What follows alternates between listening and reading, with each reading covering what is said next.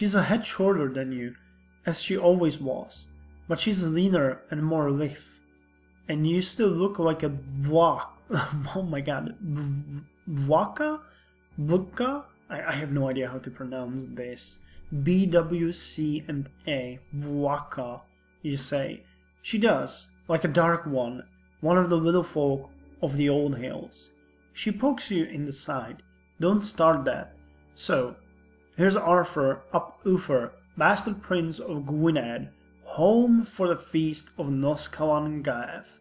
How will he spend the evening? I'll introduce you to Kai, and then we should talk. It's been too long.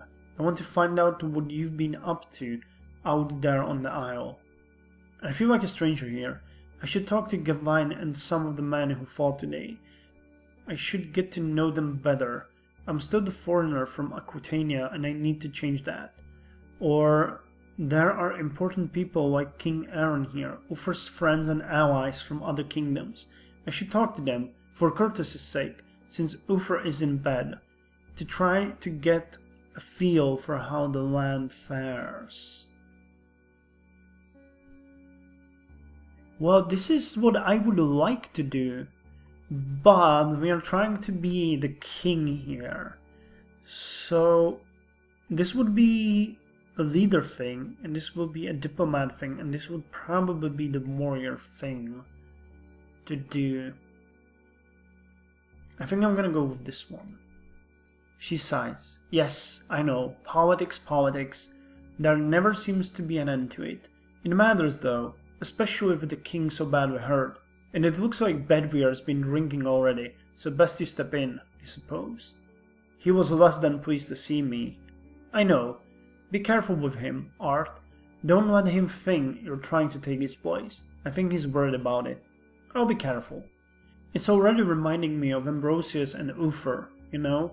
There was never any love lost there either. I often wonder what would have become of Gwynedd if Ambrosius hadn't died when he did.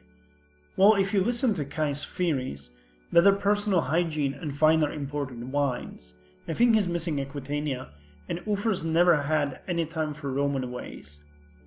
Is that what you are now, Art? A son of Rome? A follower of Christ? The straight line rather than the spiral?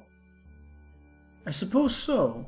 Hector taught me a lot over the last few years. The sciences, the histories, the provision and supply of armies, the logic within the book. It's something I can understand. Interesting answer. No. Hector made much of it, and there are Roman rules that can be learned and used, but it's too cold, too clinical. There's much too certainty, and people are too complex for that. I don't know, Morgan. The old faith speaks to the heart, and the Roman faith speaks to the head. I think perhaps on both. Lie. No, of course not. I'm Briton, not Roman, even if I do wash more often than you. So now we have to choose.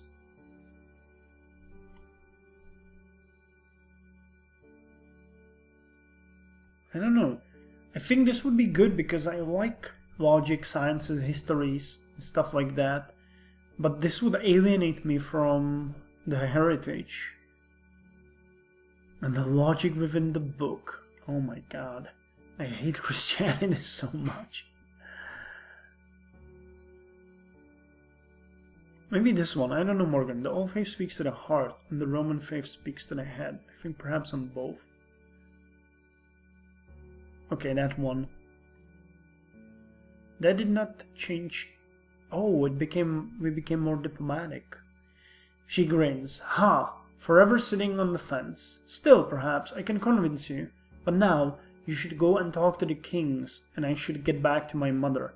I'll see you later on.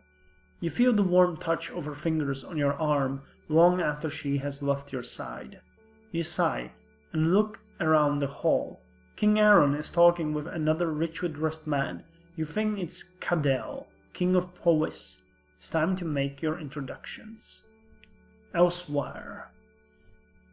You know the rules, Uther. A maimed man cannot be the king. Spare me your doggerel, Lady Vivienne. I'm not maimed. I may be wounded, but I will recover. Not fully. You will not fight at the head of a warband again. Don't fool yourself. and its doggerel men are already repeating out there in the hall. And its doggerel men are already repeating out there in the hall. And it's doggerel that men are already repeating. Oh, it's some kind of song?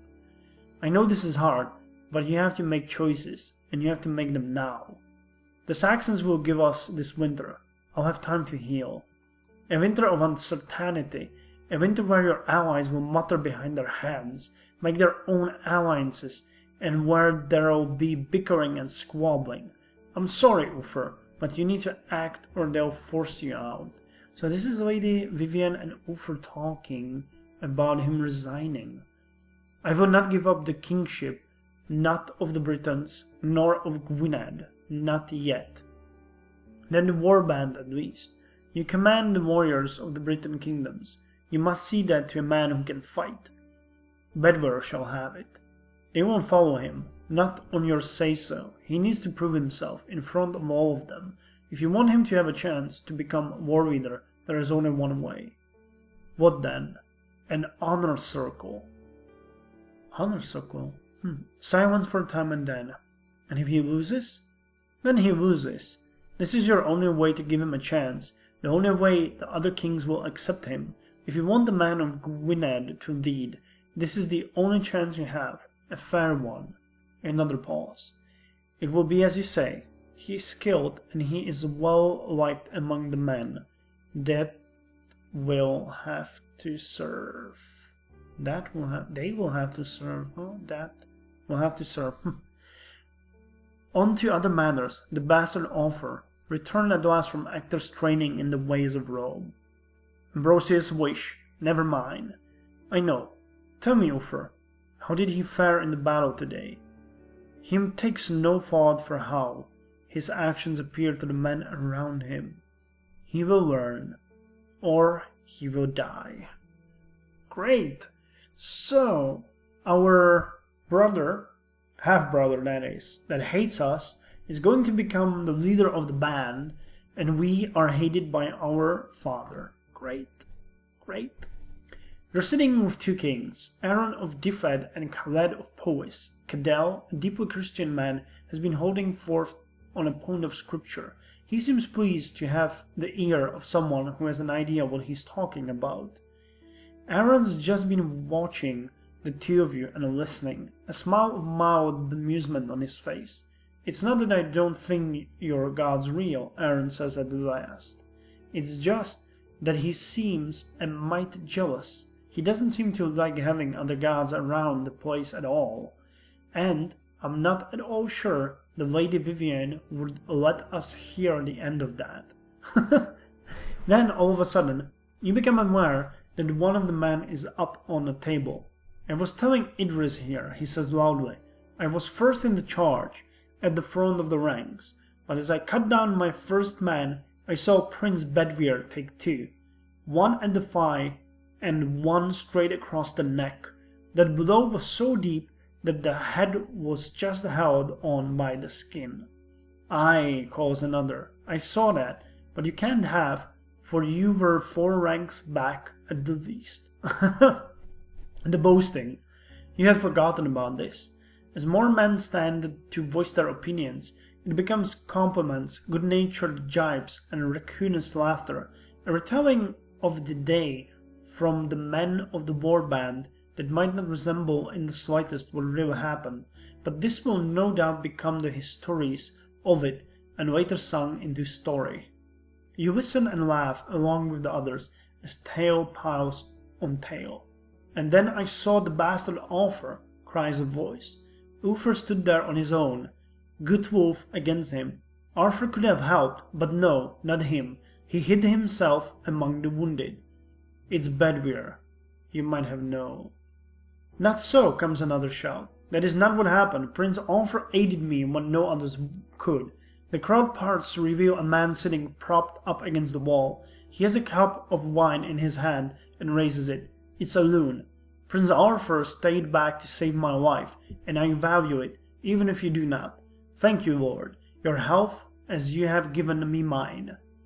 He drains the cup. A few other people nod approvingly. You realize with surprise that one is Lady Vivienne, but for the most part there's silence in the hall. Bedwyr, it seems, is out to ruin you. King Aaron nods to you. It might be the last time High King Uther finds in battle, he says. Have you anything to add to this tale for these folks to hear? I praise Uther, telling the hall how he fought and defeated Gutwulf. I praise the Saxon champion's prowess. He may have died when he was a worthy foe, or no, I have nothing to say. Well, now I'm pretty much sure I fucked up. I should have helped him. I mean, it wouldn't change the story, but I think that our brother is really up against us. Compassion and bravado. Well, let's praise Uther. You tell them what you saw. A king, a man of Gwynedd, standing without fear against a renowned foe, and prevailing where a lesser man would have fallen. There's a rousing cheer from the hall at the end of it, and another toast to the king's health. A heavy gong sounds, and the hall falls away to silence of a sudden. Blaise stands by the great chair at the head of the hall, the gong in his hand. He lowers it and steps back, deferring to the occupant of the chair. With surprise, you realize that Uther is seated there, wrapped in his great fur cloak. He looks pale, but holds his head high. My guests, I am sorry for my absence, but I bruised a knuckle on the chin of a Saxon not a few hours ago. I would have come straight from the field to the feast, but my wise folks spoke against it, saying that perhaps I should at least bathe my hand to rid me of the stink. There's laughter and cheers. All know that Uther has come near death today, but to see their Pendragon upright and joking means much to them. You wonder what effort it's costing Uther. You saw the wound he took. Perhaps Emrys' ministration has done some effect after all. You turn back to your companions and fill another cup. So did it change anything? Not really. It's late. The fires are lower, and the exuberance in the hall has muted somewhat, although you can hear Kai having some sort of loud boasting contest with Gawain. You find yourself sat staring at your cup, at the light of the flickering flames cast on the rough surface. When you were last here, Long Hall seemed magical. To be set amongst the warriors at a feast after a battle, that seemed a dream. Now your head is full of fog and your muscles ache. Well, and how were the kings? It's Morgan. She sets down her cup and sits down opposite of you. Here, this'll soak up the wine. She hands you half a honey cake. She takes a bite of the other half, closing her eyes for a moment, savoring the sweetness. I've missed these. They don't starve us on the Isle, but Ryan's cooking doesn't match what we can get here. You're not back at the Dinas Emrys much, then? Oh, aye, often enough, but it's for our duties rather than for feasting. It's been a rough few years, all told. Uther's only just been hanging on to everything. The High Kingship, his role as war leader, and we've been run ragged trying to keep it all together. Is supporting Uther your concern? I mean, I know you were born here, and you serve the Isle now. Shouldn't Vivienne be trying to make a stronger country rather than to prop up someone who's failing?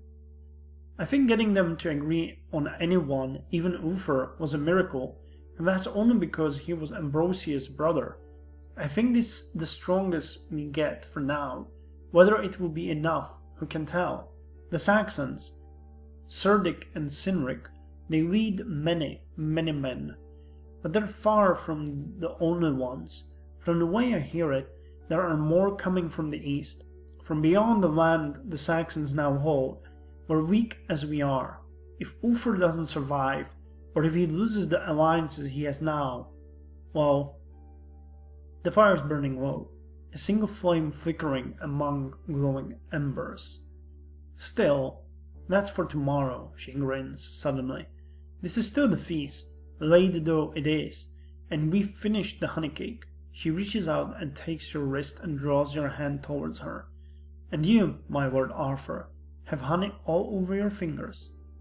She dips her head and licks the tip of your forefingers. Suddenly, it's 7 years ago, and you're still a boy, on the edges of becoming a man, as your years of friendship with Morgan turn to awkwardness. All the moments when something might have happened and didn't, both of you too afraid to break whatever it was you had. And then you were sent to Gaul and Morgan to the Isle, and you ran out of time to find out what might happen. And now? Is now the time to risk breaking a lifelong friendship for the sake of a few hours? Morgan's dark eyes are on yours. So I was thinking about finding my bed.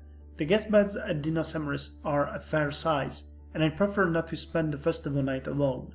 She raises an eyebrow and squeezes your hand gently. What are your thoughts on that? Arthur up Uther. I'm in your hands. I grab her and kiss her. I'm sorry, Morgan. I'm tired and I've drank too much, and I don't want to ruin things when I'm not thinking clearly. What the fuck? What the fuck? What kind of feminist bullshit is this? I'm sorry, Morgan. I can't. It's a vow we make among the followers of Christ. If we were married, fuck. I'm sorry, Morgan. I don't think we're for each other. I'm in your hands. Come with me, then. She takes your hand and leads you from the smoky hall and out into the night. In the dark, out of the firelight, she pulls you to her for a kiss. It lasts an age, and is still too short. She breaks away from you at last, laughing, her breath clouding in the night air, and then she grips her hand, and the two of you head deeper into the maze of huts, to somewhere warm and quiet. Oh, that's a wonderful ending to the second chapter. So let's see what we have here.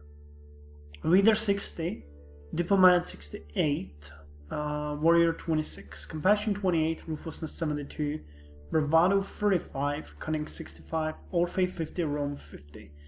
Allies few and acclaim disliked. Well, we haven't done all that good so far, but I'm hoping that it's gonna get better in the next chapter of Pendragon Rising. So let's see it.